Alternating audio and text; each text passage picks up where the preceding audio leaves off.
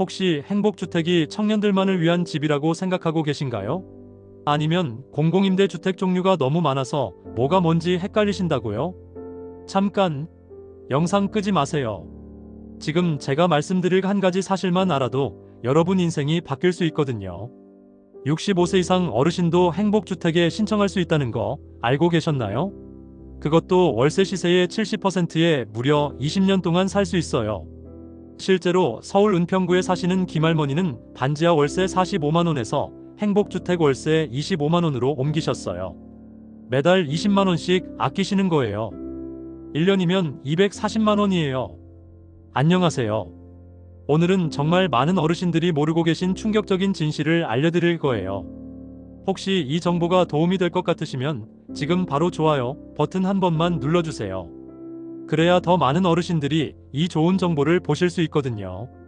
자, 그럼 지금부터 여러분이 절대 몰랐을 공공임대주택과 행복주택의 진짜 진실을 하나씩 파헤쳐 보겠습니다. 끝까지 들으시면 정말 놀라실 거예요. 첫 번째로 정리해드릴 건 용어부터예요. 많은 분들이 헷갈려 하시거든요. 공공임대주택이라는 건 정부나 공공기관에서 공급하는 모든 임대주택을 말해요. 이 큰 바구니 안에 영구임대주택, 국민임대주택, 행복주택, 고령자복지주택이 모두 들어있는 거예요. 그러니까 행복주택도 공공임대주택의 한 종류라는 뜻이에요. 별개가 아니에요. 자, 그럼 시니어 어르신 입장에서 어떤 종류가 있는지 하나씩 설명해 드릴게요. 첫 번째, 영구임대주택. 이건 기초생활수급자나 차상위계층 어르신들이 신청할 수 있어요. 월세가 시세의 30% 수준으로 가장 저렴하고 이름 그대로 평생 사실 수 있어요. 두 번째, 국민임대주택. 영구임대보다는 소득 기준이 좀 더 높아요. 월세는 시세의 60%에서 80% 수준이고 비교적 최근에 지은 아파트라 시설이 좋아요. 세 번째, 고령자복지주택. 이건 완전히 어르신 전용이에요. 주택과 복지 서비스가 함께 제공되는 특별한 형태죠. 그리고 네 번째, 바로 오늘의 주인공인 행복주택이에요. 자, 여기서 깜짝 퀴즈 하나 낼게요. 행복주택에 신청할 수 있는 사람이 누구일까요? 대학생, 청년, 신혼부부, 그리고 바로 65세 이상 고령자예요. 많은 분들이 행복주택은 젊은 사람들만 사는 곳이라고 생각하시는데 완전히 틀렸어요. 정부에서 공식적으로 65세 이상 어르신도 신청 대상에 포함시켜놨거든요. 실제로 2024년 통계를 보면 행복주택 입주자 중 고령자 비율이 계속 늘어나고 있어요. 서울만 해도 은평, 노원, 송파 쪽에 고령자가 입주한 행복주택이 많아요. 그럼 행복주택 고령자 신청 자격이 뭔지 자세히 알려드릴게요. 첫째, 만 65세 이상이어야 해요. 이건 당연하죠. 둘째, 무주택 세대 구성원이어야 해요. 본인뿐만 아니라 같이 사는 가족도 집이 없어야 한다는 뜻이에요. 셋째, 소득 기준을 만족해야 해요.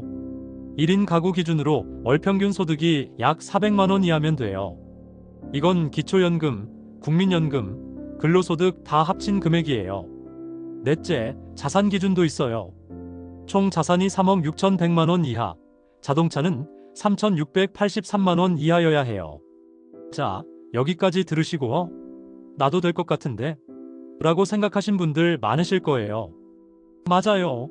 생각보다 자격 기준이 까다롭지 않거든요. 실제 예를 들어볼게요. 기초연금 33만 원, 국민연금 50만 원, 알바비 50만 원 받으시는 분이라면 총 133만 원이에요. 이 정도면 충분히 자격 기준에 맞아요. 행복주택의 가장 큰 장점이 뭐냐면 입지가 정말 좋다는 거예요. 정부에서 일부러 대중교통이 편리한 곳에 지어요. 지하철역이나 버스 정류장에서 10분 이내 거리에 있는 경우가 대부분이에요. 병원 가기도 편하고 마트 가기도 편하고 자녀들 만나러 가기도 편해요. 이게 정말 큰 장점이거든요. 월세는 시세의 70% 수준이에요. 만약 같은 동네 비슷한 집이 월세 50만 원이라면 행복주택은 35만 원 정도만 내시면 돼요. 그리고 고령자는 20년 동안 살 수 있어요. 사실상 평생 거주 가능하다고 보시면 됩니다. 또 다른 장점은 각종 공동시설을 이용할 수 있다는 거예요. 피트니스 센터, 커뮤니티실, 작은 도서관, 키즈룸 등등.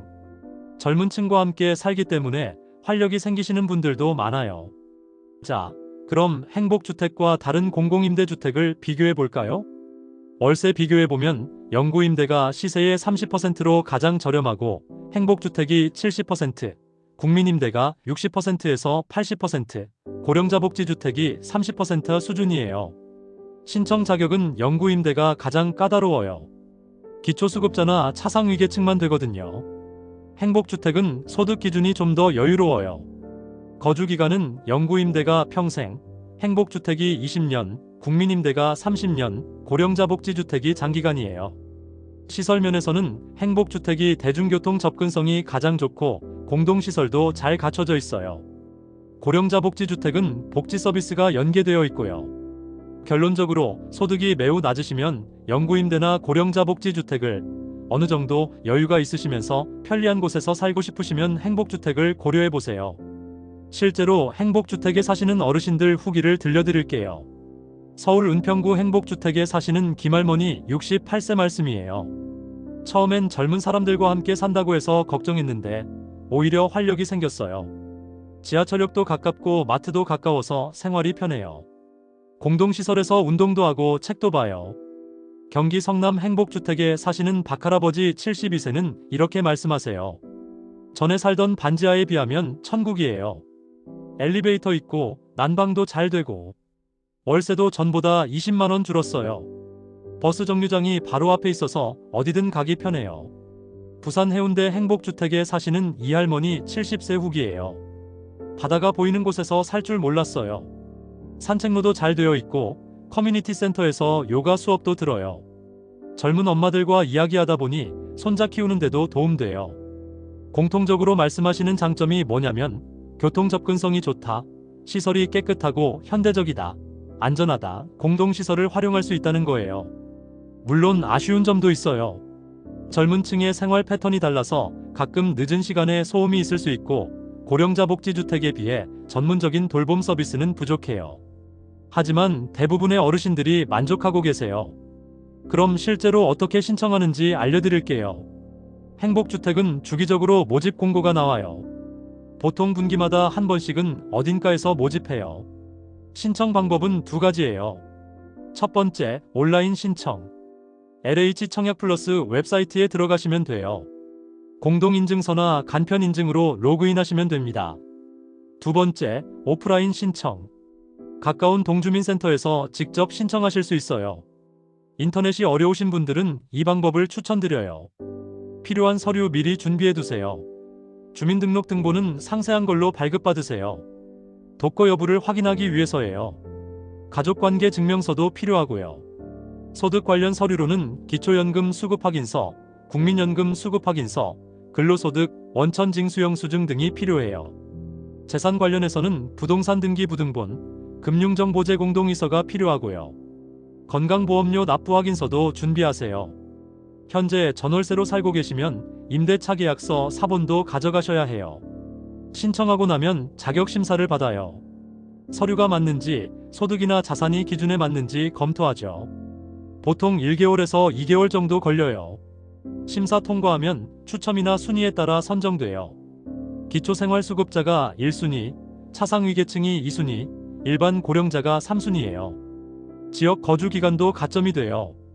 해당 지역에 6개월 이상 살았으면 가점을 받아요. 자, 여기서 중요한 팁 하나 드릴게요. 여러 지역을 동시에 모니터링하세요. 서울만 고집하지 말고 경기도나 다른 지역도 살펴보세요. 경쟁률이 훨씬 낮거든요. 예를 들어 서울은 평균 경쟁률이 5대1 정도인데 경기도는 3대1, 부산이나 대구는 2대1 정도예요. 2024년 하반기부터 2025년까지 행복주택 고령자용 공급이 대폭 늘어날 예정이에요. 서울은 강북, 도봉, 금천구 등에 신규로 공급될 거고요. 경기도는 김포, 하남, 광명 등 서울 접근성 좋은 곳에 공급돼요. 부산은 기장, 강서구에, 대구는 달성군 신도시 지역에, 대전은 유성구 테크노밸리 인근에 공급 예정이에요. 그럼 신청 전에 꼭 확인해야 할 체크리스트 알려드릴게요. 만 65세 이상인지 확인하세요. 무주택 세대 구성원인지 확인하세요. 월 평균 소득이 기준 이하인지 확인하세요. 총 자산이 3억 6,100만원 이하인지 확인하세요. 자동차 가액이 3,683만원 이하인지 확인하세요. 그리고 주의사항들이 있어요. 첫째, 중복 신청하면 안 돼요. 여러 곳에 동시에 신청하면 모두 무효 처리돼요. 둘째, 거짓 서류 제출하면 절대 안 됩니다. 나중에 발각되면 계약 취소되고 향후 신청도 제한돼요. 셋째, 당첨되면 빨리 계약해야 해요. 기한 내에 계약하지 않으면 당첨이 취소돼요. 넷째, 입주 후에도 정기적으로 자격 검증을 받아요. 소득이나 자산이 기준을 초과하면 나가야 할 수도 있어요. 자, 그럼 마지막으로 행복주택과 고령자복지주택 중에 뭘 선택해야 하는지 기준을 알려드릴게요. 고령자복지주택을 선택하세요.